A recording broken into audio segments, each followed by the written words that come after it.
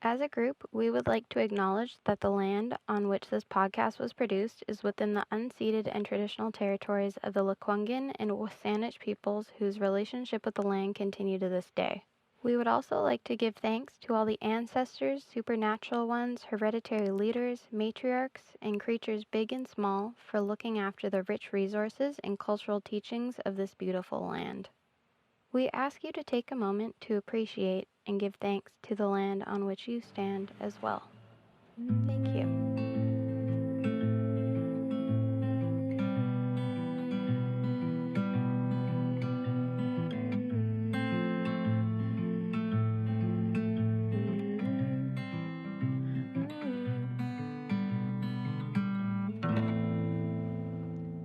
This summer, the most important person in my life died.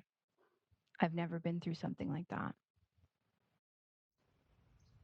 I'll never forget the summer I was out running in the fields in Agassiz. The sky was really blue. The sun was out and bright.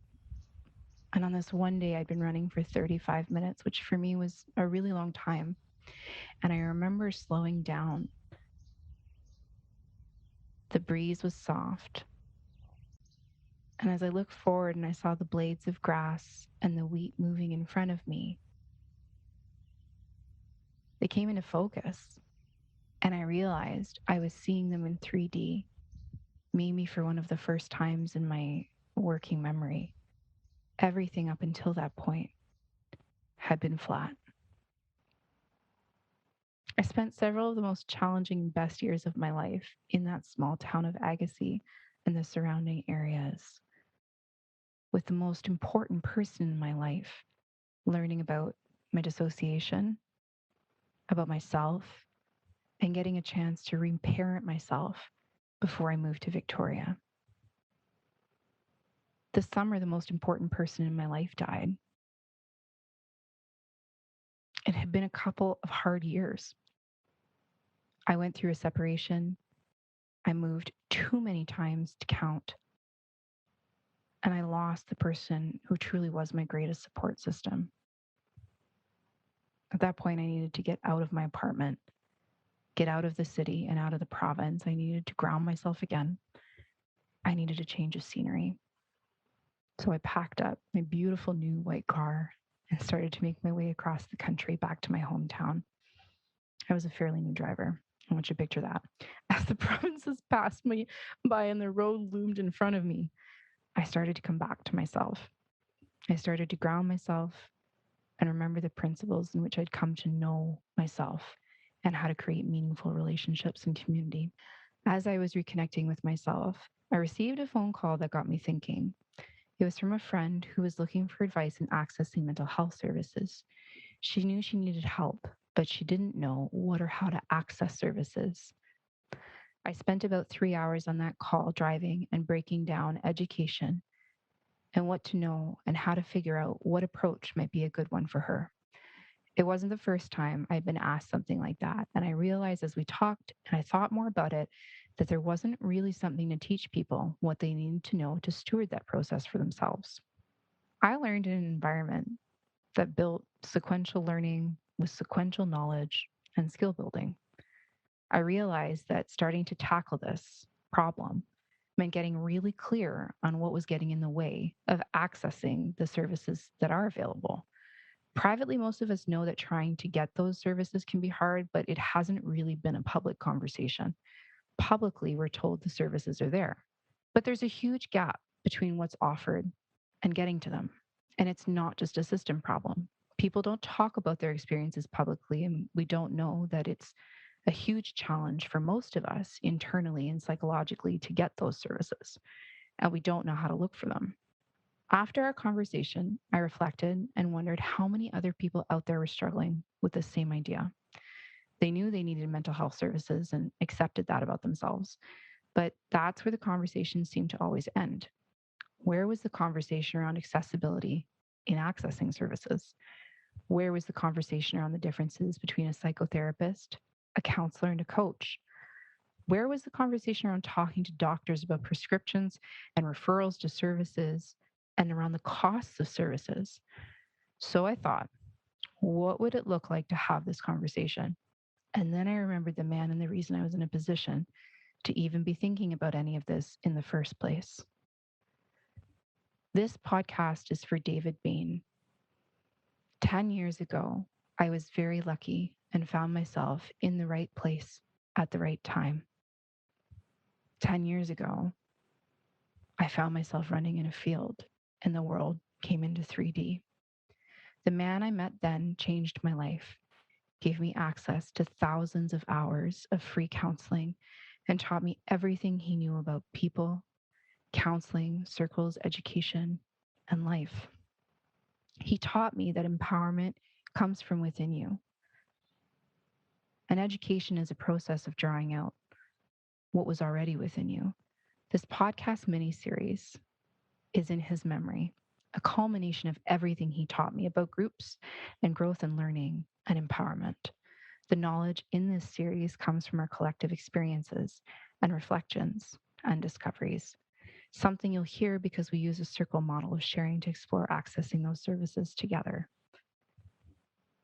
Once I returned back to Victoria from my cross-country trip, I reached out to those that I knew from a variety of differing backgrounds to see if they'd be interested in actually partaking in trying to access services and reflecting on their experiences within our circle. I reached out to my two friends, Becca. I came from rural Ontario, a town that had less than 50 people in it. Cows outnumbered us. And Natasha for help with this conversation. I like the word validation a lot. I knew both would be open, kind, and supportive to not only myself with this project, but also with those that would be partaking in accessing the services.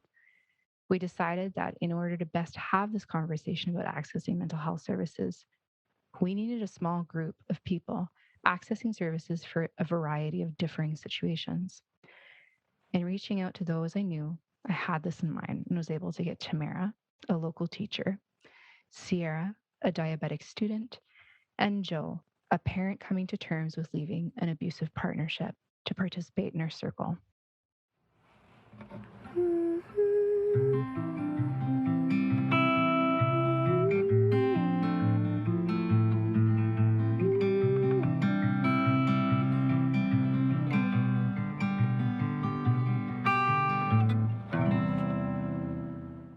I'm your host, Christa Martel, and this is Let's Talk Access, a podcast mini-series focused on exploring the realities facing Victoria locals as they try to access mental health services in real time. This season, we'll focus on exploring access to mental health services. Before we get started and meet our guests, I want to give you some background on our podcast and introduce you to David. David was a counselor, mentor, elder, and teacher. He adored elderberries, would leave sticky honey spoons on the counter, and could never pass up free wood on the side of the road. He was deeply caring, and over the years, he held and ran many circles. These circles were relationally based and experiential, so we learned from each other and through our experiences. Some of the circles, we also learned specific tools and skills and bodies of knowledge, but everything was grounded in the same principles and structure. It was the kind of space where you could learn to build empowerment back into your life or strengthen what you already had. He ran most of these circles for free. David really believed in how powerful access could be for people, and so do I. He used to say, "Spend your time planting the seeds of trees you'll never have the chance to sit under." This generosity, understanding, and way of life is still creating ripple effects today. By the time I met David, he was close to retiring. I loved what I was learning and was a really eager beaver. Some would even say annoyingly so. I wanted to be in those spaces and share those kinds of experiences with as many people as I could for the rest of my life. I'd found where I was supposed to be. So he trained me. He had a funny way of training, David. I remember this one time he was napping in the corner of the room. Earlier, we'd gone over what I was going to teach in the truck, and partway through the evening, he lifted his head and opened his eyes, smiled a little and said, "Dear, you can't run that activity. I'm actually going to use it later in the year," and then went back to sleep. I obviously freaked out. He was super mischievous, and we drove each other crazy. But over time, all of this made me really strong. I learned to think on my feet and adapt to the needs and people in front of me, while remembering to always come back to these things he called group laws. I'll get back to those in a little bit because they're really important to understand this podcast. David and I spent a lot of time together, and through the busier and sometimes quieter moments, both training and doing mundane tasks like stacking wood, I didn't only learn hard skills, but more of a way of life. I learned about what happens when you bring people together and they consciously start paying attention to themselves. I learned what happens when people stay connected through challenges and how that can force growth because we're all in relation. And I learned more about how learning happens in the quiet moments when we're able to listen to others, think about our experiences, and reflect on our own to decide for ourselves what was important, what knowledge was there. It was a really different way of learning and a profound introduction to the power of education, that process of drawing out that which was already within. I'm bringing all of this up because all of this is how we created this podcast. It was a giant learning experience for all of us. And while we were focused on trying to create a story and share what we found, we also cared as much about the process we were going through and experiences we were sharing and changing from. I learned a while ago that research, projects, knowledge building, it's something that should change you. So that's what happened. We started by meeting as a creative team, Becca, Nat, and I, and talking about what we hoped to accomplish, our own histories with mental health, and how we wanted to bring this group together. The three of us continued to meet throughout the entire process, reflecting on our experiences and making time to check in on our mental health. We did this with our guests. Honestly, at this point, I'm way more comfortable calling them our team, both to support learning and growth, but also as a safety net for the big topics we'd be talking about. Doing our project this way helped us keep ourselves and each other safe. Ruptures are natural in life. We can never totally predict what might trigger someone, so it can be impossible to totally eliminate. We instead focused on building a means of repairing ruptures, pausing and caretaking each other's and our own mental health. This meant slowing down and shifting gears because our personal learning and safety was the most important priority. I think that, in and of itself, is a pretty rebellious notion in a society that requires output.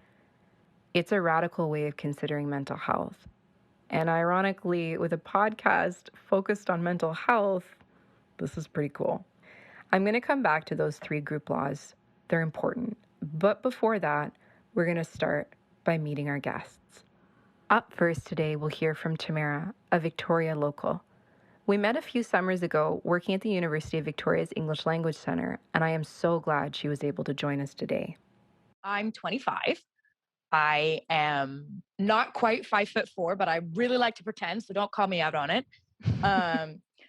I love my job. I love Dungeons and Dragons. I find it incredibly fun to tell stories and pretend to be a lot scarier than I am. Yeah, I'm just going to pop in. She's a really good storyteller, especially with scary stories. I am an elementary school teacher by day and an elementary school teacher by night. Currently, I am teaching grade 4-5 and gardening / outdoor education out in the Sioux School District. I love my job. It's fabulous. It takes a lot out of me, and I knew that when I signed up. So it's not so much that it was that I rolled in and I didn't know what I was getting myself into. It was more, no one planned for a pandemic.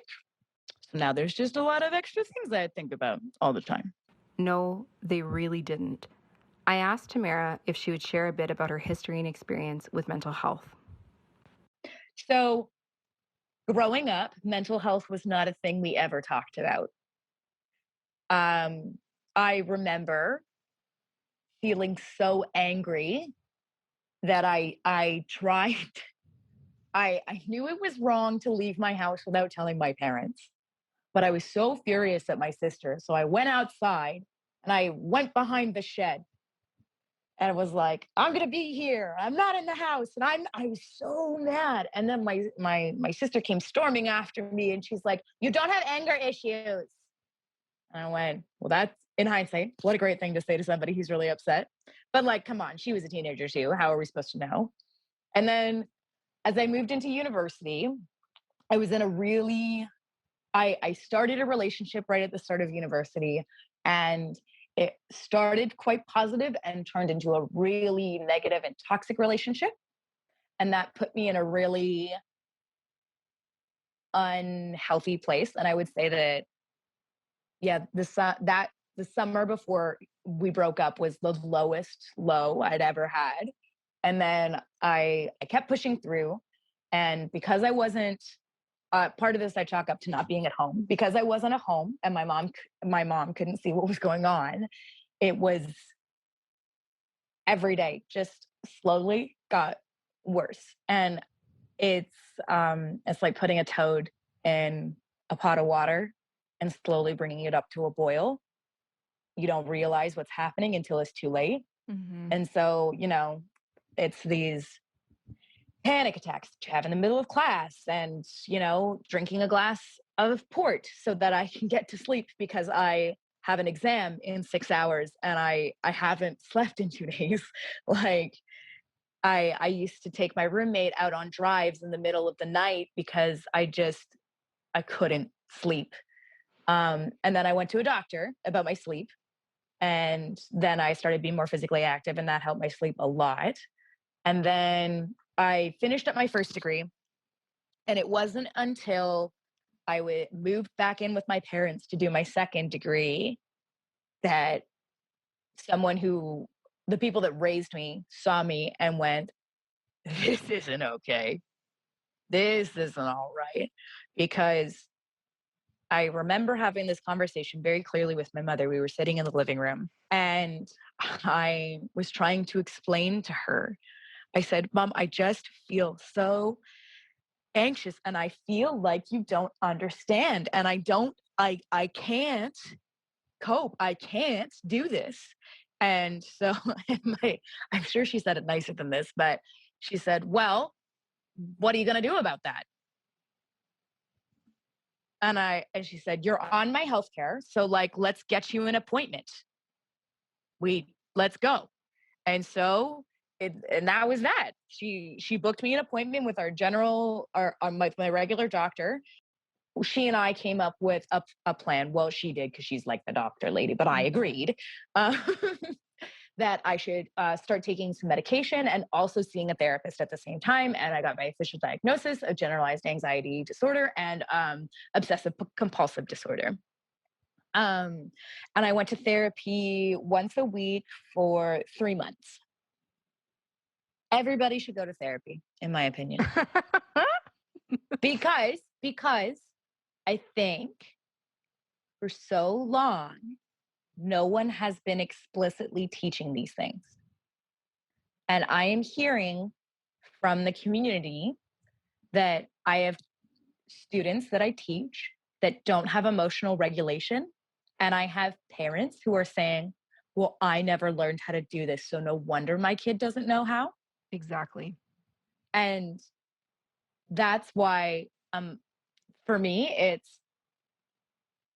everybody needs to go and learn how to do this thing. And when things happen to you, you need to be able to just book 6 sessions in a row and not have to worry about it so much. Like, we teach physical health education. We talk about healthy eating. We talk about how to take care of your body, stretching, warming up, cooling down, proper breathing techniques. If something traumatic happens to a part of your body and you're trying to rehabilitate it, we have physiotherapy, and those things are covered, and it's super important. And you have all these exercises you have to do. And we just don't talk about this side of it.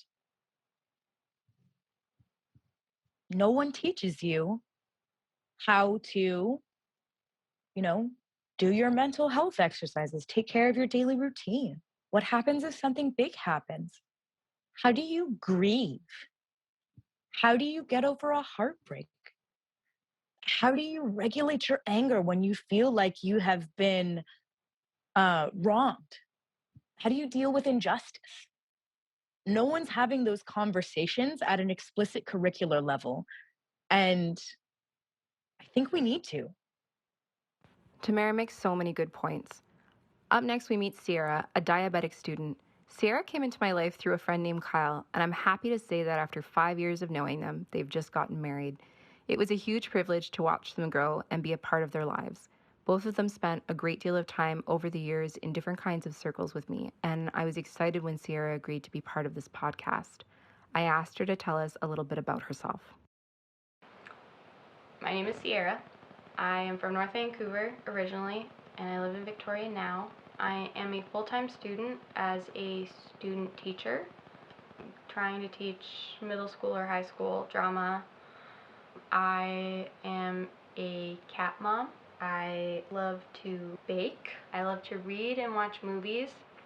I am a service industry worker.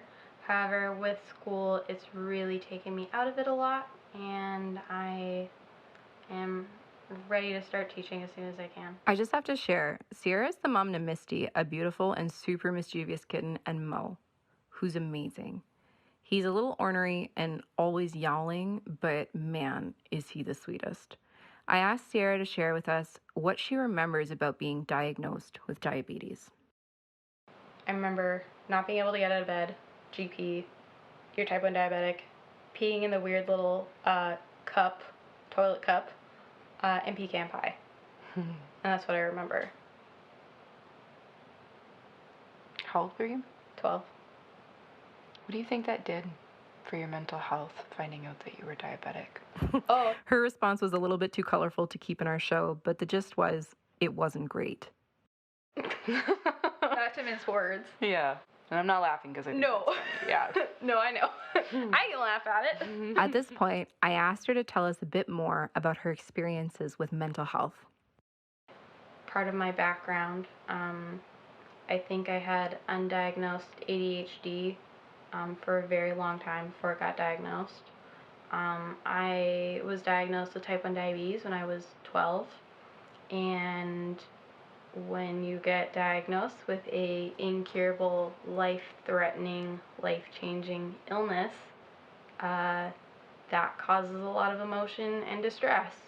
Got diagnosed with bipolar when I was 19. It's pretty complicated.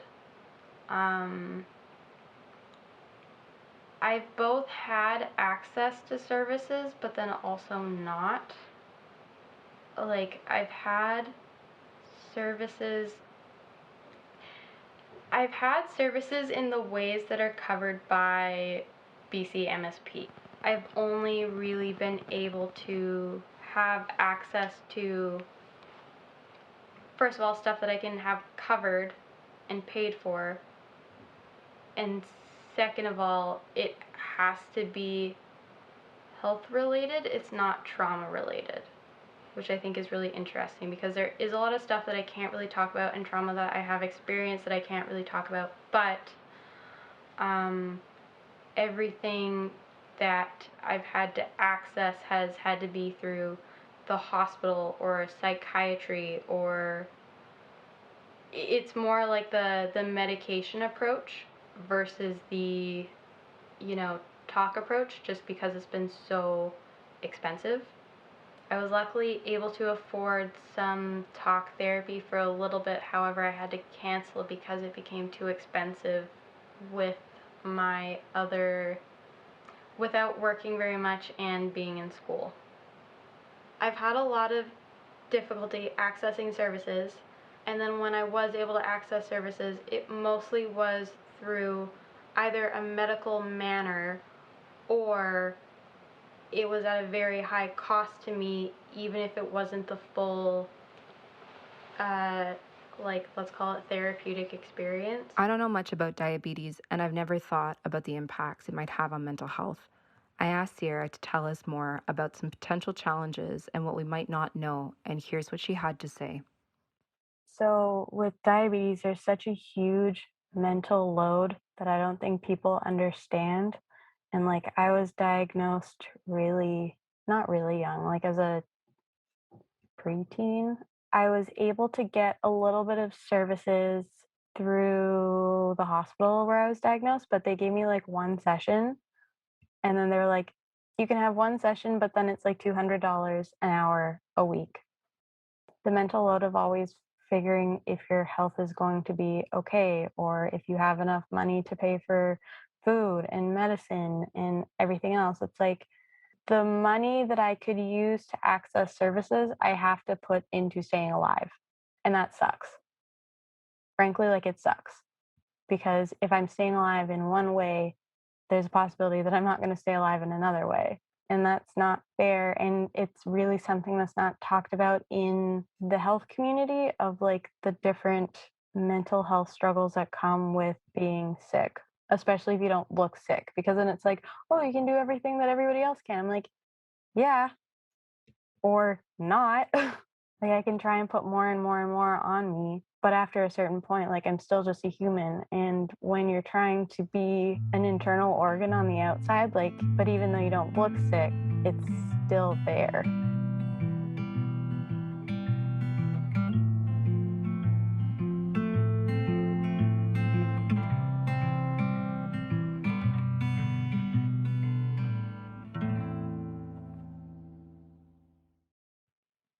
I really want to press pause for a minute and explain a little bit more about some of the process that we used in order to make this project possible. So, David was full of a whole bunch of nuggets, but one of the things that he taught me that's really stood out, not just in the work I do when I'm facilitating, but when I'm running projects, is about these 3 group laws. He used to say they were laws and not rules because, like gravity, they need to exist in order for things to function properly. And so for this project, we followed these 3 group laws. And the first one was there must be a common goal. The second was that there had to be leadership. And the third is that no one was left behind. That first law of there needing to be a common goal is pretty simple. If we're all rowing in a boat and we're rowing in opposite directions, we're usually not going very far. So it's really important that the group of people has articulated out loud what the larger common goal is. It's okay if people come in with their own goals, there's smaller goals in there, but to continue always coming back to that larger goal, making sure that we're rowing in the same direction. That second law about there needing to be leadership can be a bit confusing. When people hear leadership, typically they think of a hierarchical structure, one where somebody has more power because they have more leadership. But in this space and in these circles, and you'll hear it throughout the podcast, whenever somebody speaks, they're stepping into that role of leadership, into that role of power. There always needs to be somebody, however, making sure that these 3 laws are in place, making sure that the common goal is being moved towards and that nobody is being left behind. That third law of nobody being left behind really understructures the reason that we sit together in circle and we carve out space for each person to speak. It means that we check in partway through to make sure that we haven't lost anybody and to allow space for processing if people did become triggered or something did come up. It also means that we don't assume that everybody's coming in with the same knowledge base. Not everybody knows how to do the same thing. Next, we hear from Jo, a single mother coming to terms with leaving an abusive relationship. Jo and I met 2 years ago when she volunteered for a local nonprofit. So my name's Joanne. I grew up in Ontario and I was there for 30 years and then I moved to Australia where I was supposed to stay for a year and I stayed for 12. And then in 2019 we moved back to Canada, but I didn't want to go to Ontario because I don't like it. So it was sort of like doing research and figuring out where to be, and the island ticked most of the boxes, or the most boxes, I guess is a better way to say that. And so yeah, here we are. But I am very much at home here, which is nice and really interesting. There's lots of things that I miss about Sydney, but I'm very much at home here. I tend to compartmentalize things, so it's almost like I've had 3 separate lives, really. Like this is my third chapter. This is my third life, and yeah, I must have been a cat in a previous one. Yeah, so the person that I was obviously in my 20s is not the same person that I am now. We started to ease into the conversation, and I eventually asked Jo if she was comfortable talking about the abuse in her relationship. Jo shared that while she was beginning to come to terms with the fact that she had been experiencing abuse, it was still hard to wrap her head around it. and this was her first time talking about it. As she began sharing more, I asked her what kinds of stresses this had brought to her life and how she had started realizing what was happening. It takes away your belief in yourself. Like, you would second guess kind of anything and everything that you do, right? So even coming to that realization, you're like, is it reality, or is it just... Am I just making it up in my head? Right, yeah. So I say that's probably the biggest one, is then relearning how to rely on yourself, trust yourself, all of those kinds of things. So my son's father left for Vancouver in January of 2020.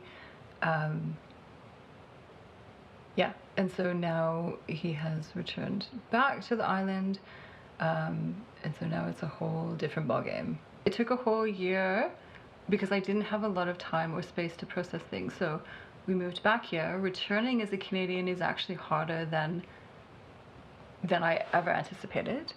And COVID has made things a nightmare. So the things that should have been quite straightforward, like getting in my CRA account or a Services Canada account, or like, having the government actually recognize me as a human being, stuff that should have been really straightforward was not straightforward. And so I have been fighting with different systems on and off. Other stuff happened, like with my car. So there's been a lot, which doesn't leave a whole lot of time to like actually sit and process anything. So now that I have had a little bit more space, it's been much more chaotic, but I still actually have the space. I can look back and go, yeah, it was an incredibly abusive relationship. Not physically, but emotionally and definitely financially.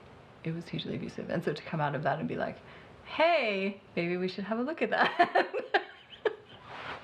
Right? And I have a lot of trauma in past history and all that kind of stuff. So my family definitely uses humor as a coping mechanism. So finding people who understand that, because not everybody really gets that.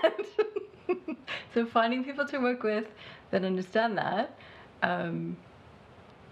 has been interesting. So thus far, the counseling that I have had has happened quite organically. Like, I ended up oversharing with a employment counselor what I was dealing with when I first got back here and was trying to be recognized as a human being. And so she let me know that Work BC offers you these 10 counseling sessions, and the woman that I was connected with has a sense of humor, has a really dark sense of humor. And so that was quite organic. Whereas the stuff for my son, when I was looking into things, it was not organic at all. So he was put on like a wait list, and so you're waiting 6 months before you hear anything, and you continually have to check in, right? Like to say, hey, you guys told me that he would be on this list, blah, blah, blah, I'm waiting. Because the school counseling system is so overtaxed, and I would imagine they just don't have the time to actually make sure that the resources they're giving are not full, because the resources that they gave me were completely full and had no waiting list because it was so crazy. So, yeah. So that was nuts. So my counseling, but it was more like my 10 sessions was more about dealing with systems and how to like get organized and do all of that kind of stuff. So we didn't get to touch on any of the other stuff.